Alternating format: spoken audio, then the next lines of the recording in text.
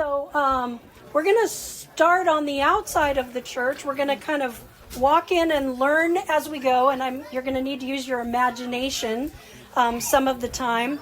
We're going to talk about the theology of the icon, the meaning of icons, the decoration of the church, and then at the end we're going to talk about our specific church and why there's drawings and what are we thinking of in the future and things like that.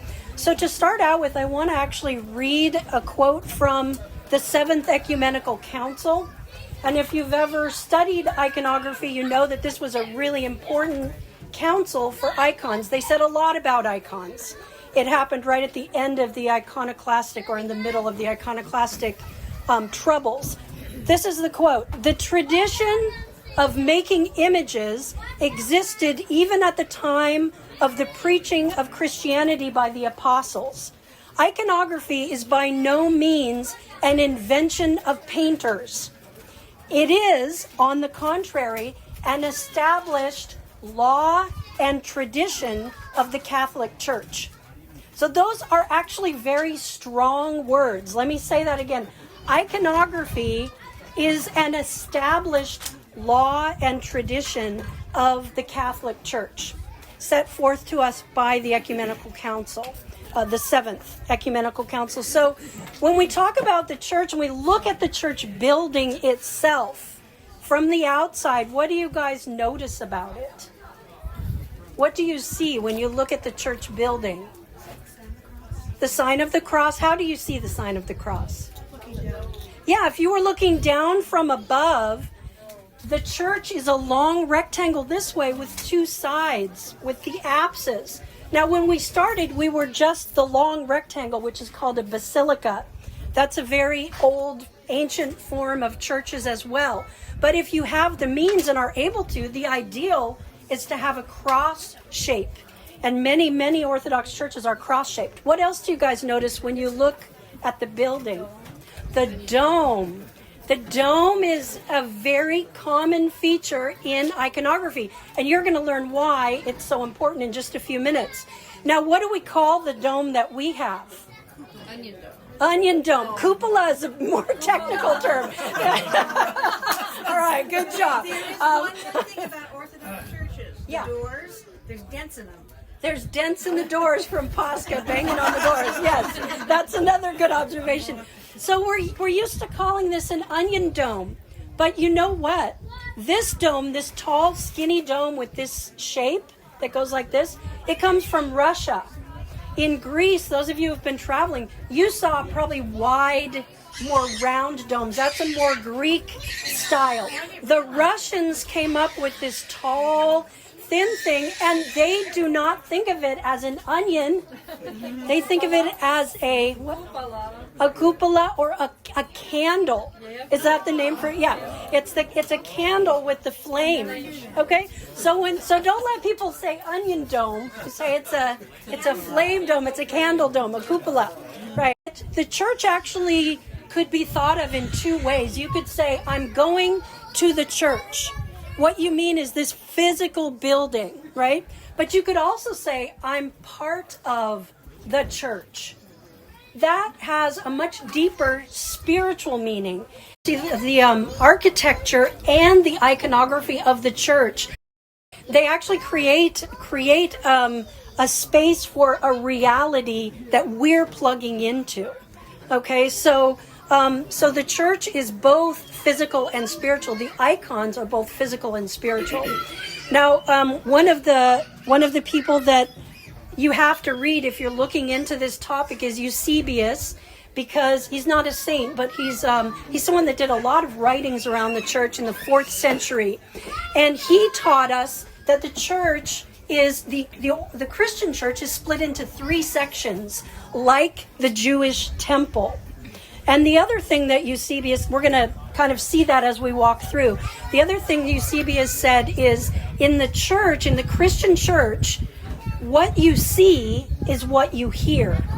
And there's this inextricable link between the iconography, the hymnography, the scripture reading, the preaching, it's all one thing that reflects to us. Now I'm okay with the cosmology of our faith.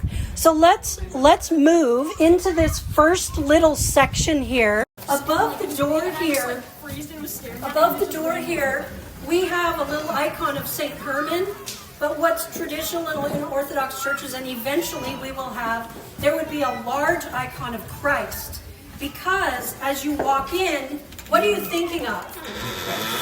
I am the door, right? Anyone, you enter in through me to come to the Father. So from the very beginning, we would see the most important part of our church, right? Christ.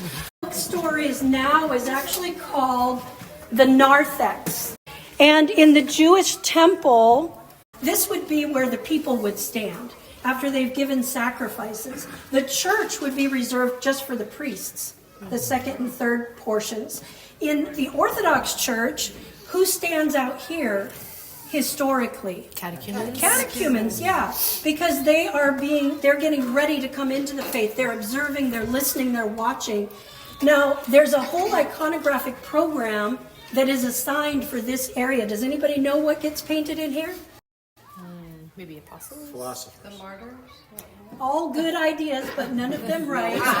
Noah's Ark. Yes, Noah's Ark. Yeah. So what's painted in here are the Old Testament stories of faith that are stories from the world of the Old Testament. So we've got Jonah and the whale. What other stories did you learn in Sunday school?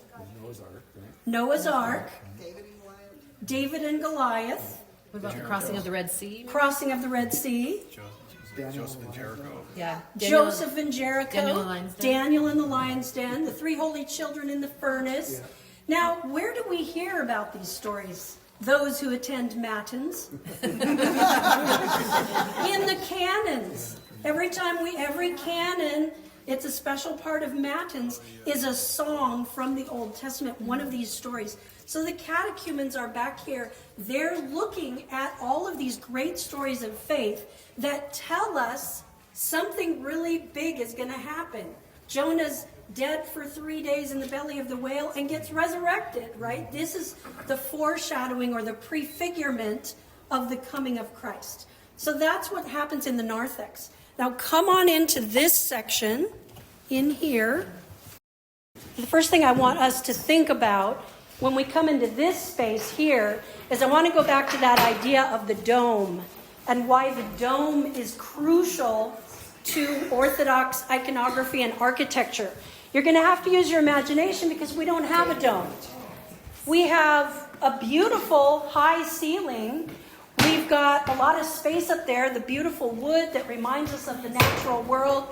But what's missing is a dome. And so we're going to have to get creative in our parish when we come to painting our parish of how we're going to replicate a dome. Or Father Joseph thinks we're going to have a dome. Who knows? Maybe we are. But God willing, someday. But I want you to use your imagination. This big space in between these two chandeliers. Imagine a huge round icon right there. Okay, this icon, does anyone know what icon goes up there? The Pantocrator. What does that mean, Aaron? It means like, now you put me on the spot. No, that's okay. Like all something. Yes. Creator of all. Yeah, creator of all. And so the Pantocrator icon is painted in the dome, in the very top of the dome. So the top of the dome is structurally, architecturally, that's the pinnacle of the building, right? So theologically, Christ is the pinnacle of our faith. He is painted up there. Now, happily, the Pantocrator icon, we have one up there, right? And it is in the highest place of our little church right now. We don't have anything painted above that. He's in the proper place, but this is the composition that you would see even larger in the dome. So notice that Christ is painted from the waist up. He's not painted standing. And that's because that makes this a much more intimate icon. It's closer to us. It's larger. And it feels much more personal. So notice that Christ is holding in his left hand the scriptures, And with his right hand, he's blessing. Okay, this icon shows us exactly who we know Christ to be. Christ is Pantocrator, the ruler of all creation, but he is at once the creator of all and the arbiter, the judge of all, right? He is the judge, but merciful. So when you think of the scripture and the blessing hand at the same time, you see that that is what is depicted, what we believe is depicted in that icon. So the Pantocrator is going to be in that large space. When you look up, it literally looks like he's looking down on you, right? It's a very intimate thing. In larger churches with very big domes, some of the Greek churches that have the wider domes, they have all these concentric circles around the Pantocrator. So around the circle itself, like outside the red border there would be words painted. They would probably be something like, Holy, holy, holy, Lord God Almighty. Or, Holy God, Holy Mighty, Holy Immortal, have mercy on us. What are those words? Where do they come from? They're in the liturgy, but in the cosmic reality, where do they come from?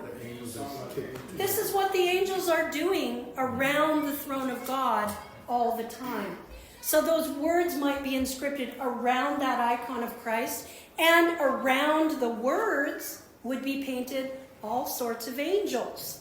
So again, we're depicting an actual spiritual reality, okay? Now, the angels in iconography are often painted like this, a standing angel that you can easily recognize. This happens to be Archangel Michael.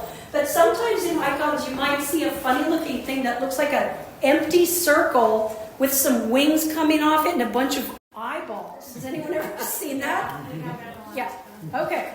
So, and then you also might see some other things that look like a whole bunch of wings with just a little face in the middle, right?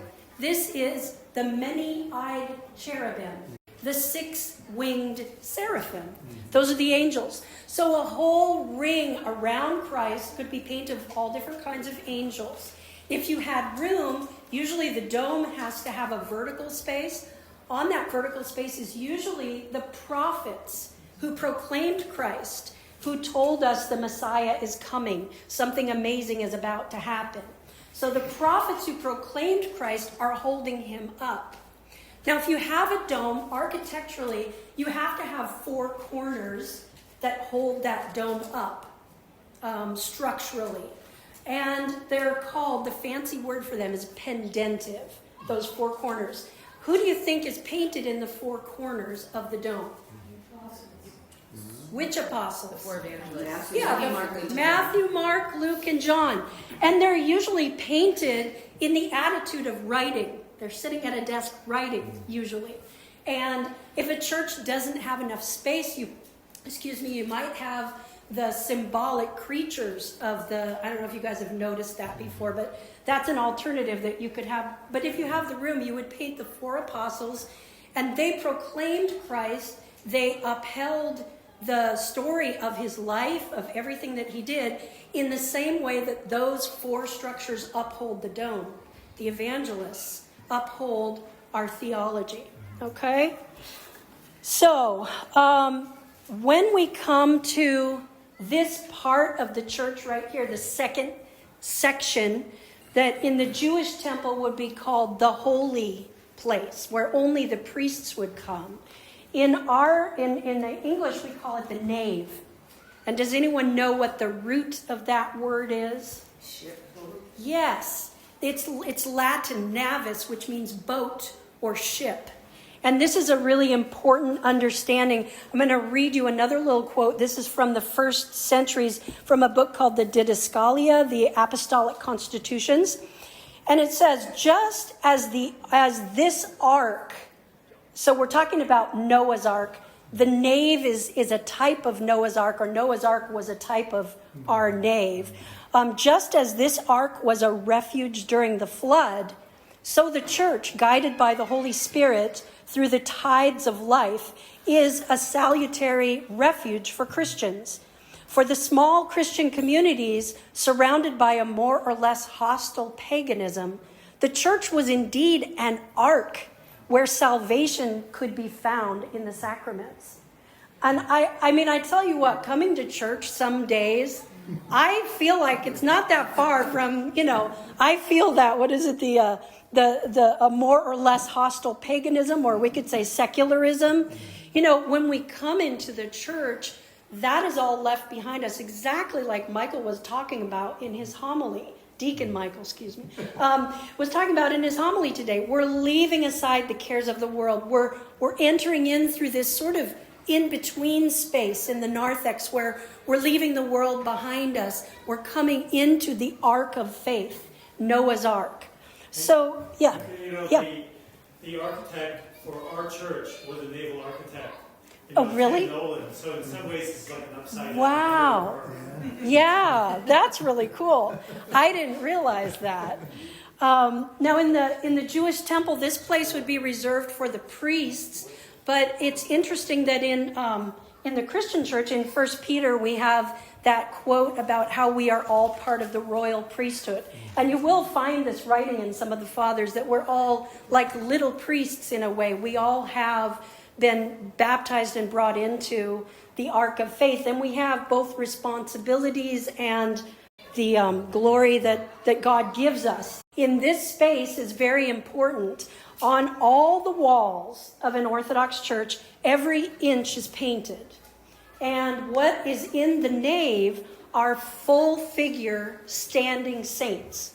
Those of you who just went to Greece, you would have seen this over and over again in the churches that you visited, right? So we have, you can just imagine all of these little icons that we have now will be big standing figures, and they'll go all the way around the church. So you might know exactly where your saint is and go over and venerate your saint, but they're going to be standing here beside us as we pray.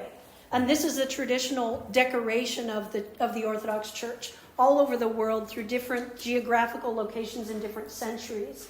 Now, above that would be painted scenes from our Christian history. And in especially large spaces like this, like the two apses, they will be fully painted, God willing, someday. The space up there above Christ, in between Christ and the stained glass window, they would all be painted with great feasts of the church. I thought it would be fun for this class to show you how iconography comes about in little bits and pieces. I have thought long and hard, maybe no one else in this church does this, but when my mind is wandering, half the time it's on what I'm going to eat, and the other half it's on what goes there. But what about this one? What about that one? And so three of the top contenders in my mind, because if we don't have a dome, this is the primary space architecturally that we have. So it has to show Christ in his glory. We could do a really large Pantocrator, like this one here. You see there's the lip, and there's underneath an icon of the Theotokos. We'll talk about her in a minute. We could do a Pantocrator up there that took that whole space up. We could do the Transfiguration, because Christ is shown in his glory with Moses and Elijah and the apostles falling down. That's another one that would fit there. This is a third one. This is what we would call Christ enthroned, and this is an icon that we'll talk about in a minute again, because there's another place where it would be. But this is Christ in glory, Christ in his glorified state, sitting on the throne, judging everything and everyone. The other thing about these walls, there's little spaces that you find in different places, and as you're designing the decoration of the iconographic decoration of a church, there's a lot of spaces where they put little rondelles. They call them rondelles, and those are saints that would be painted like from the waist up, and they would fill in little gaps where there might be space for them. And if there's other gaps that are even smaller, you might use decorative themes, geometric themes. But basically the whole thing is composed by the iconographer, the main iconographer, to reflect this idea that we are being surrounded by those who've gone before us. Exactly. So you think of Hebrews, therefore, we also, since we are surrounded by so great a cloud of witnesses, let us lay aside every weight and the sin which so easily ensnares us, and let us run with endurance the race that is set before us, looking unto Jesus, right? The author and fashioner of our faith. So we are literally surrounded by that cloud of witnesses when we come into the church. We have a sense of that now because we have all these icons around us. But in a painted church, it's much more organized. This is very haphazard, what we have. But it's the same thing that we have now, only more organized, more fulfilled to the program of the church when it's finally painted. And also, if churches have pillars, the pillars of the church get painted on the pillars. Like the stylites, the martyrs, those who really live these various extreme ascetic lives. They're the pillars of our faith. They're the pillars literally in the church as well. And sometimes people ask me, how do you figure out who the saints are going to be that are painted? That's figured out by the local parish. It's kind of a process that's undertaken when you start to paint a church. So all the icons in here actually depict the body of Christ. That's what we are. When we say I'm part of the church, that spiritual, deeper meaning is that we are the body of Christ. And the saints that went before us are a part of that. We're in a long, long line of that actuality. So the third space back here is the altar or sanctuary. And in the Jewish temple, this would be called the Holy of Holies. And what would be in there? The Ark. Yeah, Ark of the Covenant. The Ark of the Covenant, right? And in the Jewish temple, it was very, very restricted. Only one priest went into that space once a year, as far as I understand it, right? And we have stories of people that got in trouble when they touched things they shouldn't have, or things like that, right, in the Old Testament. So in the Orthodox Church, in the Christian Church, it's still kept as a very holy place. How many of you have been in the altar? Okay. And how many of those of you do not wear a black robe? No, none of you. So right, it's the people that have a job to do in there that go in there. Now, recently I was working on a little project for Father Joseph in that apse, and he said, you have a blessing to go in to the altar. I could not do it. I've been Orthodox for 30 years. I couldn't. I came one day and tried to go in there, and I said, I just can't. I called Christopher and I said, you have to come with me. I'll go in if you're with me, but I don't want to go by myself. I have a deep sense of the sanctity of that space. But for an iconographer, yes, if you have a blessing to go in there, sometimes people have a misconception that, the patriarchal nature of the church and they don't respect women, and women can't ever go in the altar. Not true. Not true. If you have a reason to go in there, there could also be a super special cleaning project, for example, that someone that was female needed to do because the men couldn't do it. No. But the point being that it's a very holy, sacred place that only people go in when they have a reason to, okay? This is where the body and blood of Christ are prepared. And what happens here in this space is a very special icon that goes into this apse. When you have a concave circular space like that, these are apses over here as well. That's the term for it, the apse. Now structurally, the apse connects the ceiling with the walls, right? So structurally, this is a really important part of the building. And iconographically, it's also a very important part of the building. And who do you think we paint there? Right, we do. We paint the Theotokos there. Mary spiritually connects the heavens to the earth. Okay, if you read the church fathers, the narthex is considered the unredeemed part of the earth. That's that sort of kind of an in-between place. The nave is considered the redeemed earth. The altar is considered the highest, holy of holies, the holiest of holies, the high seat. This is where God dwells, right? You think of that song that we sing during communion sometimes. Oh Lord, I have loved the beauty of thy house and the place where thy glory dwelleth. That's here in the altar.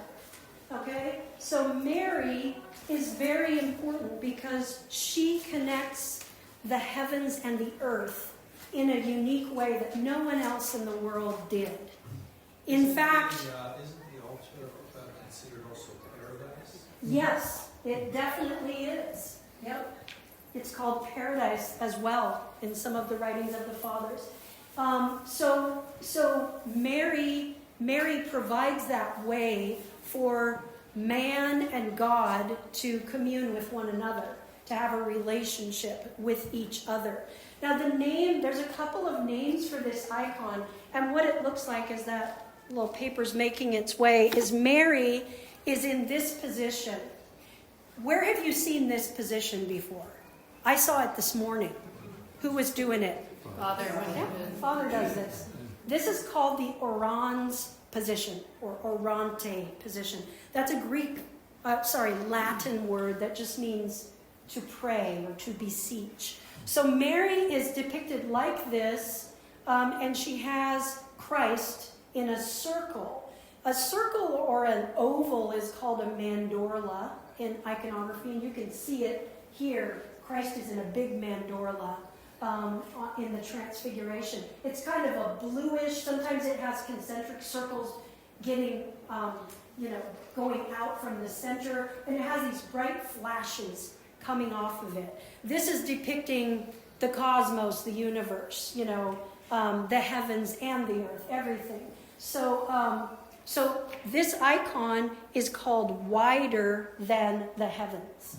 Okay, that's the term in Greek, plateptera, meaning wider than the heavens, because in her womb, in this little mandorla, which shows us this little child, this little baby, there's something special about him because he's sitting in the universe, in the cosmos, with all this light emanating from him. So she is wider than the heavens because she held Christ in her womb. The Russians call this the icon of the sign, and that refers back to Isaiah 7:14. Therefore the Lord himself shall give you a sign. Behold, a virgin shall conceive and bear a son, and shall call his name Emmanuel. And we find this composition of Mary with her arms in this position, Christ on her lap or in her or on her breast. We find this in some of the earliest cave drawings in the catacombs that we know of, that date way back to the 4th century and probably earlier than that.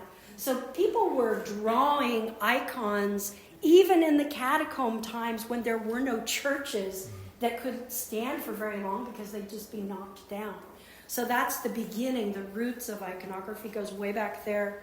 So Mary opens the pathway for us to God. And I want you to listen to a few words from one of the hymns that we sing every 8 weeks on Saturday nights. How can we not marvel at thine offspring?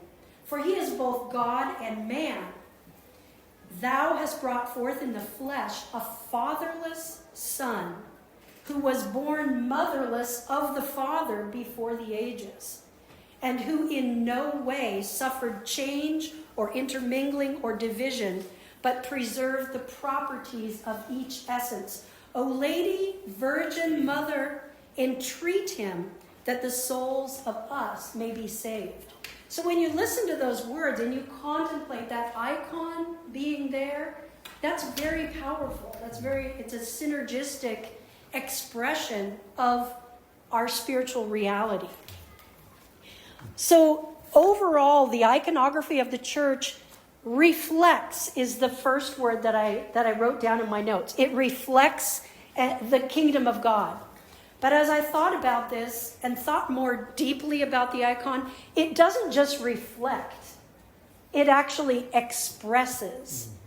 And this is one of the things that I want everybody to walk away with, is the understanding that the icon is much more than a painting. It actually expresses a reality for us. In the altar also, the iconographic program includes these drawings that we put up. During Lent. So when Father first came, one of our first conversations, he said, "I feel lonely when I walk into the altar." I said, "I know." I understood what he meant. You might not, but I knew, because he doesn't have his guides with him. He doesn't have like we have all of our people out here standing with us.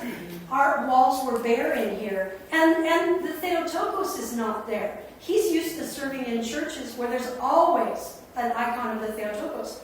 And he misses her. So I said, well, I can do some drawings for you. And I put them up, and I've heard from a couple of people that serve in the altar, especially my husband, that, we were talking, I was saying, I want to do a different design for those icons to kind of see how it would look if they were turned and bending over, which is a composition you see a lot. He said, no, I really like those. I don't want you to take them down. We get attached to our icons the same way that we get attached to our people.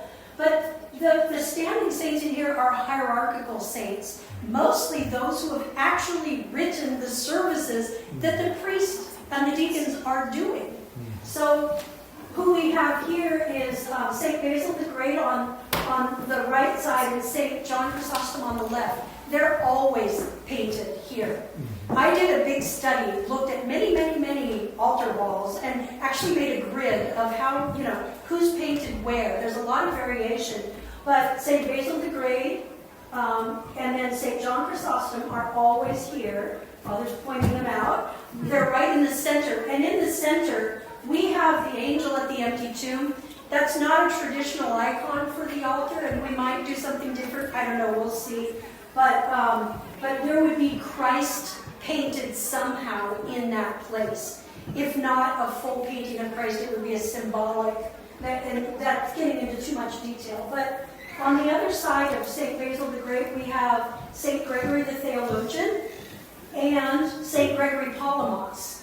Now, when I was doing these drawings, Father had just given a sermon on St. Gregory Palamas. And I knew it was a really special saint to him, so I looked at my grid, and lo and behold, St. Gregory Palamas is found on some of these ancient churches, so that's how come he's there.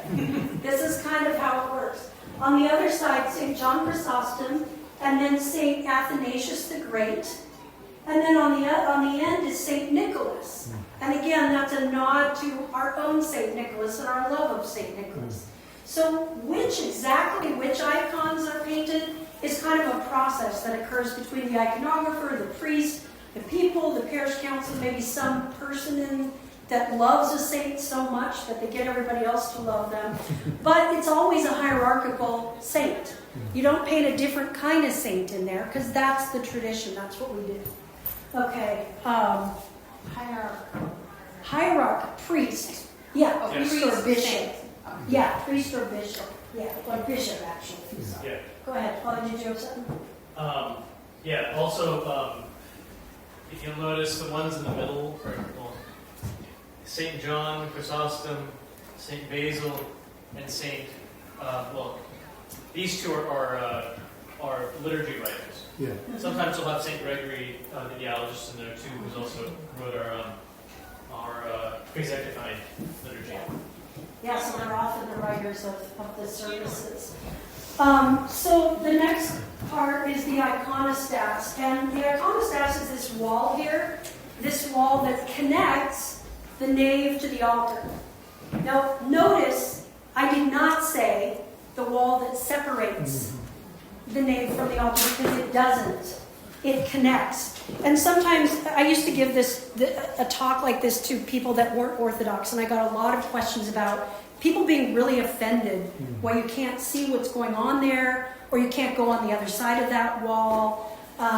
And really, we understand as Orthodox Christians, we're not missing anything at all, because this wall shows us what's happening on the other side. It depicts the story of our salvation. So as we look at this wall, like Father Deacon Michael was saying in his homily today, trying to lay aside those other thoughts. By gazing at the icons, it helps us to contemplate what is the story of our salvation. So in the middle of the iconostas, we have the royal doors. You want to come in? Okay. We have the royal doors, which have 4 things painted on them. Can you guess again? Matthew, Mark, Luke, and John, right? They are proclaiming the gospel as the doors open and close. The only person who goes through these doors is a priest. Okay?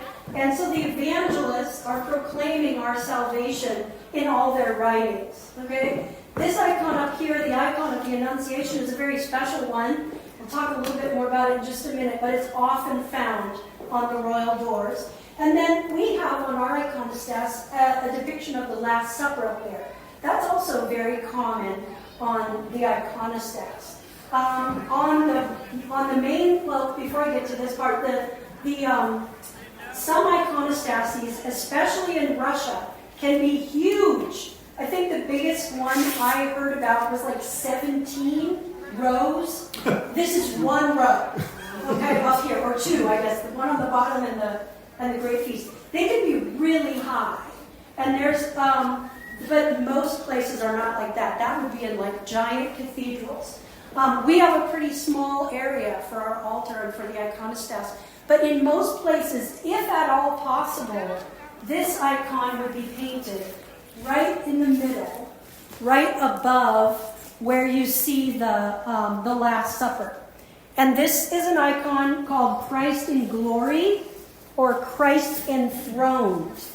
And as we mentioned it earlier, that he's sitting on the judgment seat with the gospel open, and there's a blue oval and these red triangles that come out that are really dynamic.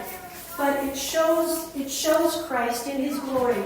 So that would be painted right in the center, right maybe where the Last Supper is or above it. And then on either side, you would have a host of standing figures, much smaller than these, maybe the size of those great feasts. But they would all be turned this way toward the central icon of Christ. Mm-hmm. And on this side would be John the Baptist, and then whoever else you wanted after him. And on this side would be the Theotokos, also with her head bowed in prayer and deference to Christ enthroned in glory.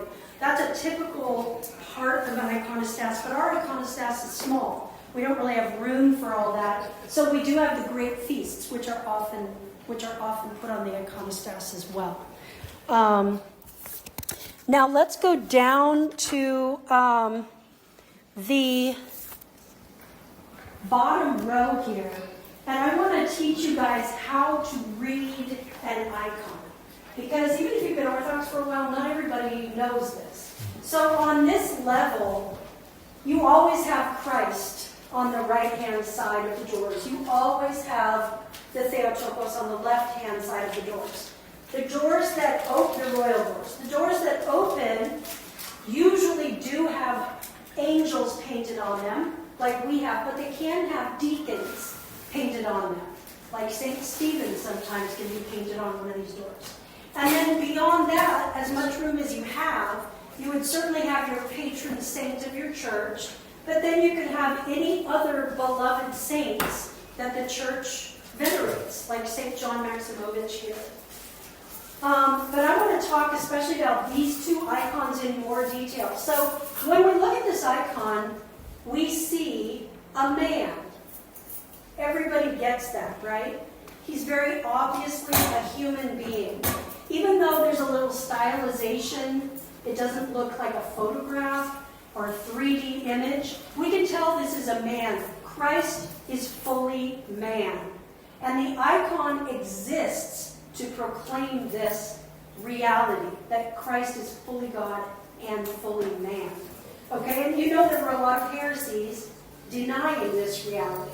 So the icon, that's why there were so many arguments about icons. That's why the theology of the icon, expressed in the Seventh Ecumenical Council, is such a big deal. Because we believe that physical matter is good, not bad.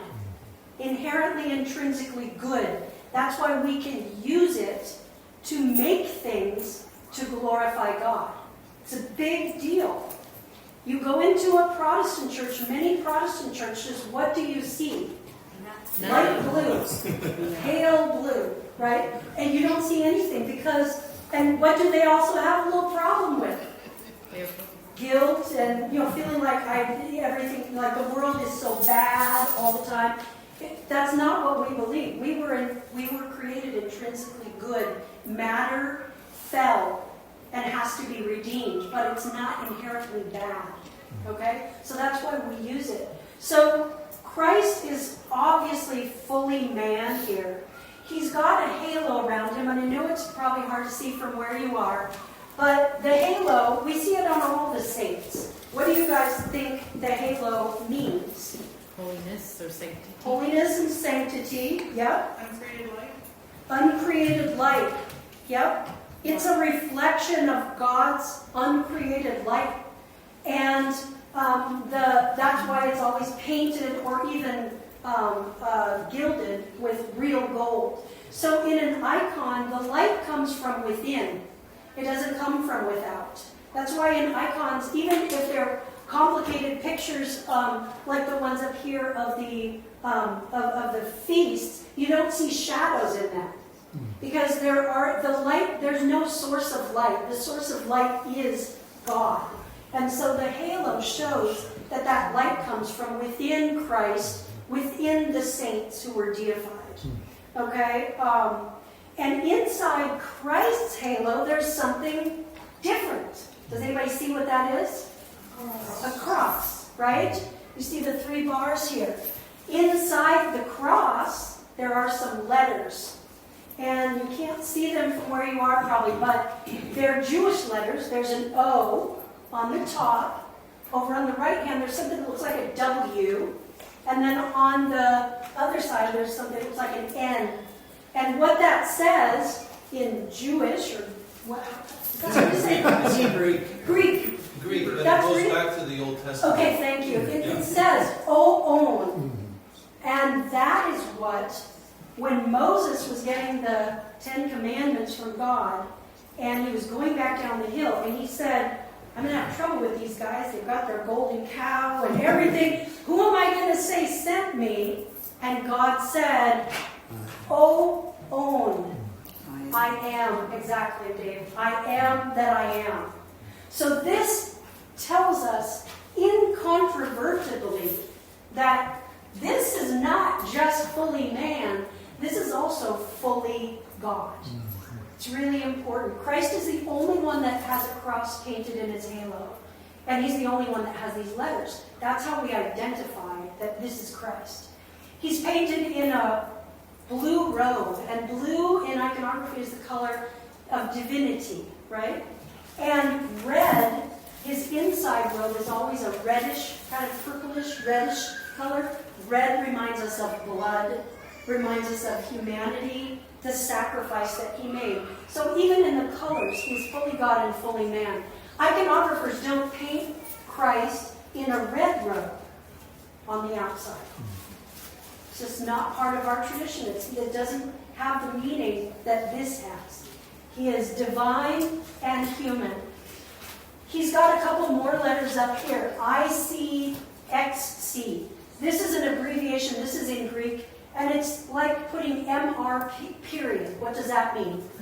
Right. These are the first and last letters of Jesus Christe. Jesus Christ.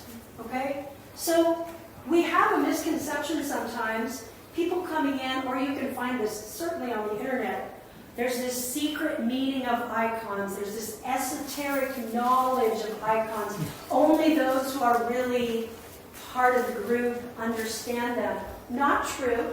That's actually a heresy. That would be like the Gnostic heresy. Icons are so obvious that they title everything. Every time you come to an icon, there's a title of who it is. We want you to know who it is. There's no secret language here with the icons. So, coming over to the icon of the Theotokos, she's matching the stance of Christ. Sometimes Christ is painted like from the waist up. On some iconostases, she would be painted the same. Whatever stance he has, the icon here matches. These are a set. So the Theotokos is painted holding Christ. You're almost never going to see Mary painted without holding Christ. There are a few exceptions, but almost all the time she's holding Christ. And that the reason is because her whole job is to point to him, to lead us to him, to show us how to be in relationship with him. So you can see, even though Christ is painted as a child, you can still see the cross there. You can't see the whole thing because of the composition, but it says, it still has the little O and the little N. And here's his title, Jesus Christ. Here's her title, Mater Theou, Mother of God. Okay, so she is painted with a red robe. Primarily with Mary, what we see is red, but there are some little sparkles of blue as well. She's not part of the Trinity. She's not a divinity, but she held divinity within her womb. So she gets some of that blue as well that always shows for Mary. She has 3 stars. These represent her ever virginity. She remained a virgin before, during, and after the birth of Christ. And some people, some fathers also teach that it reminds us of the Holy Trinity to see those 3 little decorative elements. Mary does not usually look right at Christ. She is gazing inward. She's pondering those things in her heart, as Scripture tells us. The amazing thing that happened to her. And this leads me to the icon of the Annunciation, which is the other kind of new thing in our church over the last few months, where I put up these drawings on the day we were celebrating the Annunciation. We were doing the vigil that night, and I got up in the morning and I said, there's no way I can finish these icons sometime. Because I had the angel done, but she had a ways to go. It was the day before the vigil. And I just got up that morning and I said, Mary, if you want me to do it, you got to help me. And she did. It got all done. And I think when I'm standing over there in the choir, I don't know, there's something about her face that I just love. It's like Michael was talking about, when you do have those 30 seconds or those 3 seconds of not having all the thoughts, for some reason for me, gazing at that face with the light illuminating it like that, when it's kind of dark in the church, it looks so peaceful to me. It looks so contemplative.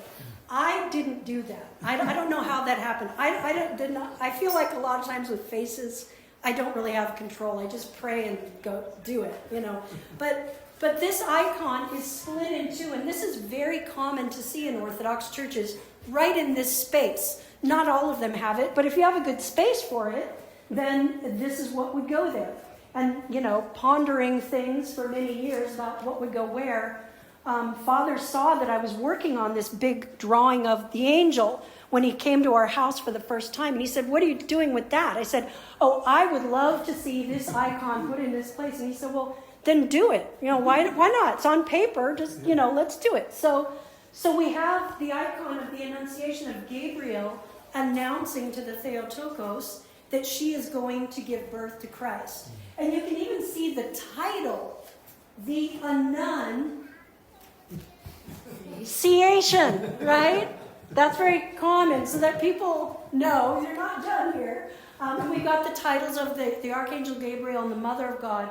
So what these icons of the Theotokos, all of these different ones we've talked about, what they show us is that she is the preeminent person that teaches us how to love God, how to have a relationship with God.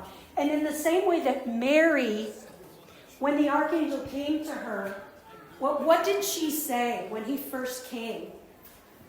We hear about this in the services, and you can read about it in the scriptures too. What did she first say when he came? The gist. I'm not looking for. Think or say?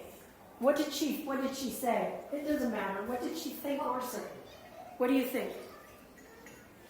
I always thought it was interesting that she said, what manner? What you She's thinking, what manner of... Yeah, She how- wasn't exactly. necessarily scared or terrified. She's going, She was a little confused. yeah. She was. And she said, how can this be? Because I'm not married. How could I have a baby? And we believe that Mary is a human being like us. She could have said no. Honestly, she could have. God doesn't force us to do things. But Mary, after pondering these things in her heart, said yes. She said yes to God. And in the same way that she said yes to God, we all have to say yes to God as much as we can. We have every day, every moment of every day, as St. Herman says, we have to love God. We have the opportunity to say yes. You know, when you drive by somebody that is in need, do you say yes and stop and help, maybe? Maybe you can't all the time, but if you could, do you? When someone that's irritating to you comes towards you, do you smile at them? Do you say yes? There's all these little ways that we can say yes to God. And Mary is the one who shows us the way. The same way that she bore Christ in her womb, we have to bear Christ in our being. The same way that she birthed him into the world, we have to birth Christ into the world. By our actions, by our deeds. This is why Mary is so important. And a really good example of why these icons are so crucial to the decoration of our church happened a couple weeks ago. We were having liturgy, and I was standing in the choir, and I looked over, and I saw Theodora, whose sister, Lucia, just got baptized this morning. Melody's goddaughter. So Theodora is what, less than 2? Yeah, she's less than 2. She was sitting on her dad's lap. Her brother was on the other side. And I saw her point to that icon. And then I saw her look at her dad and say something. I couldn't hear what they were saying. And her dad talked to her a little bit. Evan said a few things. And I imagined he was probably saying, oh, that's Mary. She's Jesus' mommy, you know. And then I noticed that Orville, her brother, saw that there was something interesting going on, more interesting than whatever Father Joseph was saying. And so he wanted to get in on it, and he looked over, and he starts talking to Evan and Theodora, and then, I kid you not, Orville pointed to that icon. I was kind of flabbergasted that this little kid, who is, less than 5 or so, he's 4 or 5, that he made this connection between these two icons. So this is how we develop relationship with God. This is how the icons call us to have a relationship. With icons, it's not about art. It's about relationship. It's about how Mary says yes to God. How a young child is curious about who is that? Oh, and who is that? Because they obviously have something to do with each other. It's that relationship that we build. When we paint an icon, what is the first thing we do? We establish our border. An icon always has a border. You don't see icons that just go off into space. They always have a border around them. And that's because an icon creates a space, a sacred space. It's a real thing. It's not just a painting. And there are different elements that are used in the artistry to bring you into a relationship. There's the frame that creates the spiritual space. There's also a stylization. When we look at these icons, they don't look like photographs. They don't look like 3D images. They tell us there's something beyond this natural world that's bigger and better and more important. So there's a stylization that's on purpose. I remember learning in art school, the people that painted these icons, they didn't know how to do real art. False. That's not true. They did know how to do real art. These are intentional things because they express what we actually believe. The expressions on the icons, I get a lot of questions about this. Why can't Mary smile sometimes? Why can't you paint her looking more happy? It's, again, because we are portraying a spiritual reality. This is the deified person, not the human person who had all these human emotions that are all over the place, happy, sad, mad, all these things. Usually in iconography, you do not have an expression of a passion. You have a contemplative look of peace and sobriety and mercy and all of these good things that God gives to us. There's also perspective. In most Western art, we have what's called a vanishing point. If you studied art in 4th grade, you probably heard about the vanishing point. We did that little painting of the sunset on the water. There's a vanishing point, which is way back there, right? And you're looking and you're going this way. In icons, that is not true. Look at what Mary is standing on here. Look at the step that she's standing on. My art teacher in college would say, oh, that's backwards, right? When you look at this step, where is the vanishing point? Exactly. It's inside you. See that? Vanishing point is inside you. If you look down here at the step, it's coming towards you. It's not going away from you. This is intentional. The icon calls us into contemplation, prayer, relationship with this saint, and ultimately with God. It's intentional, okay? Icons are often called windows to heaven. That's because they traverse this gap that we have between the material and the spiritual world. And you step into an icon and you be with it. It's an expression, not just a reflection. It's an actual reality. That's what icons really are. So the last thing to talk about is just kind of what's going on in our particular parish here with iconography. I'm going to read another quote. Images and hymns express, each in their own way, the same transfigured universe and prefigure the same peace to come. They create the beauty of the church, which is so different from the beauty of the world because it reflects the harmony of the age to come. So what's reflected here in a fully painted church is the cosmology of our universe as Orthodox Christians. And if we go back to that quote we read at the very beginning from the Seventh Ecumenical Council, remember it said that iconography is an established law and tradition of the church. So there is a whole program that exists that we walk into, that we paint on these walls. We don't figure it out. In the same way that Dave doesn't go, or I'll say that I don't say to Dave, I won't throw him under the bus. While he's conducting, I say, Dave, let's not do O Gladsome Light today. I'm not feeling it. Let's do Holy God instead. No, we wouldn't do that because that's not our tradition. Gladsome Light, and Dave would turn around and say, no. He would say no because he knows Gladsome Light is really important, and it's important at that moment in that service. In the same way we have an iconographic program for the church. So these drawings here are just me practicing doing some larger things, which I really wanted to do. I wasn't hired by the church to do this. I got a blessing from Father Joseph to do these things I did put him up as a surprise, but he knew I was working on them. He knew I was working on them. But these are meant to be temporary, and they reflect what may be there someday.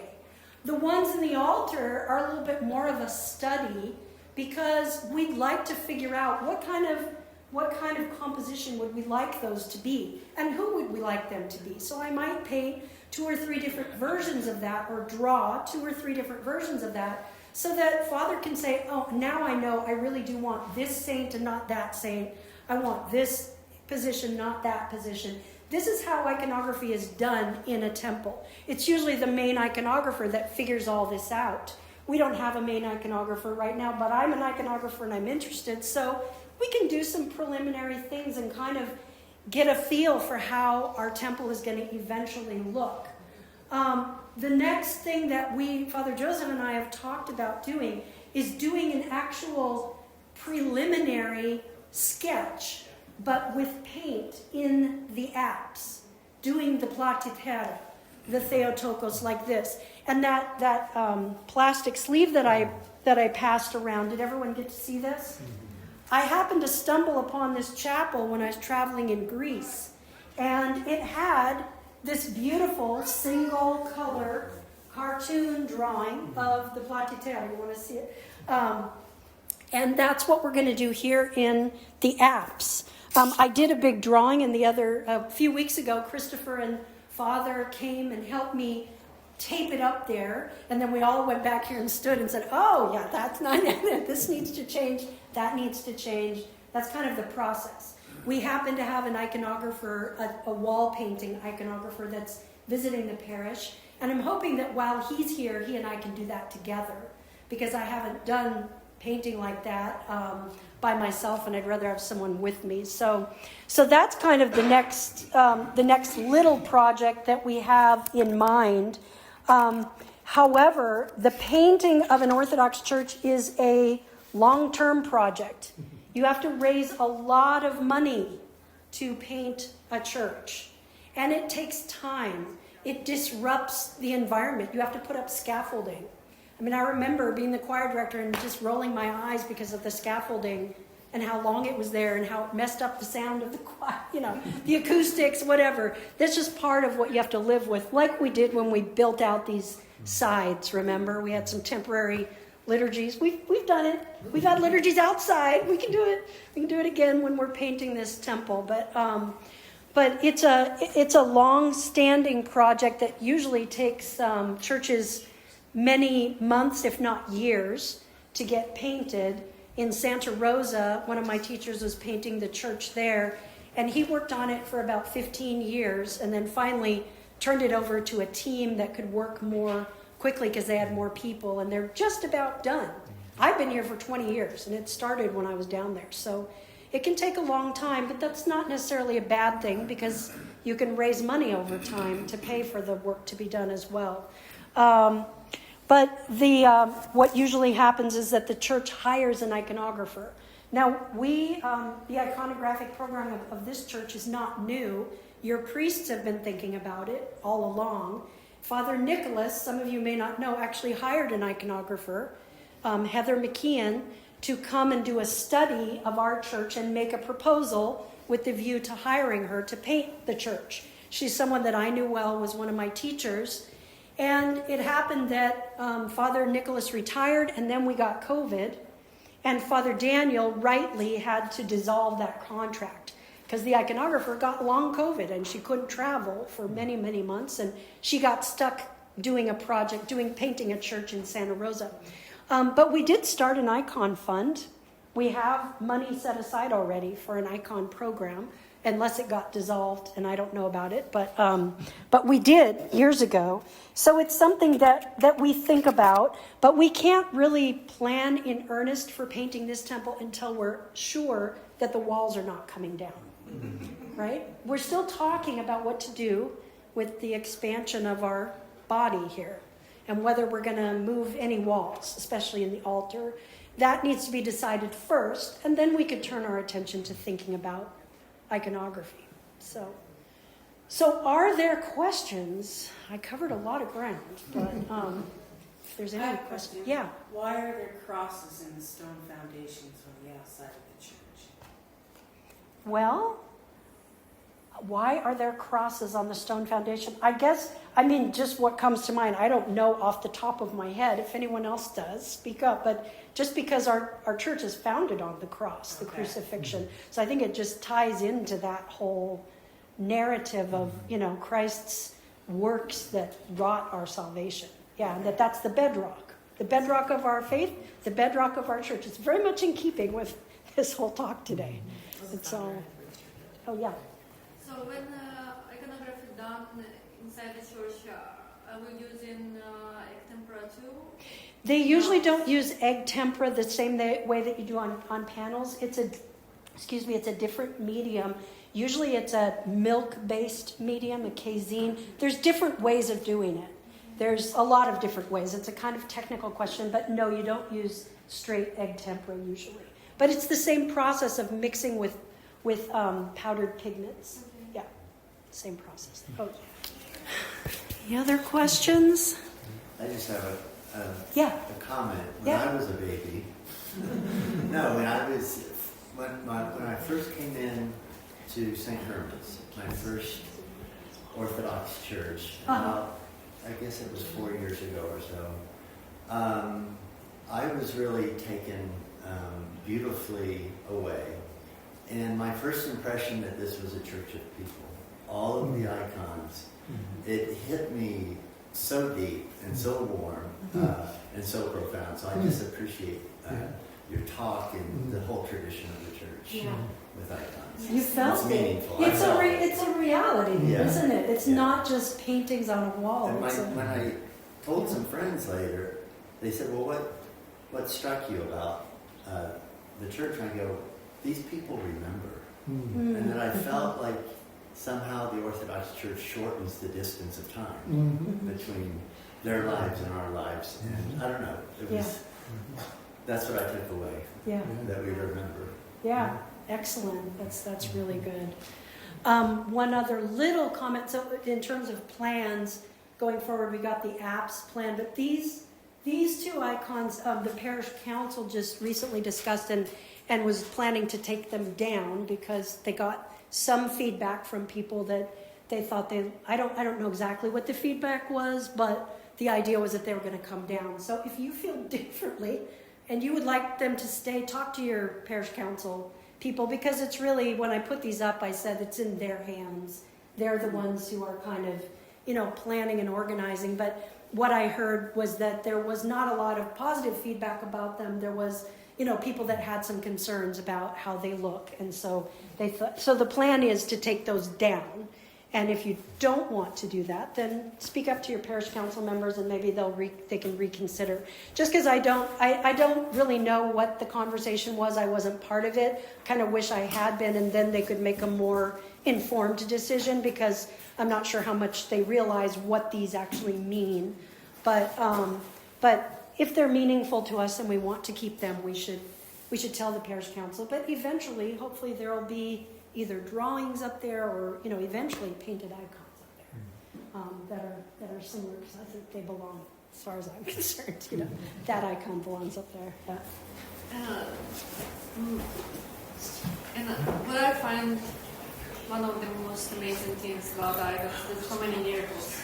It stands behind some icons. Yes. They can bleed, they can cry, they can heal, and just something that you cannot explain by anything else, like God sometimes does his miracle through the icons. Yeah, I mean, that's actually the ultimate answer of what an icon is. Not a painting. It's a real presence. And that's our proof right there. Yeah, that we find. It's an excellent point. Thank you. All right, guys. Thanks. Welcome. Yeah.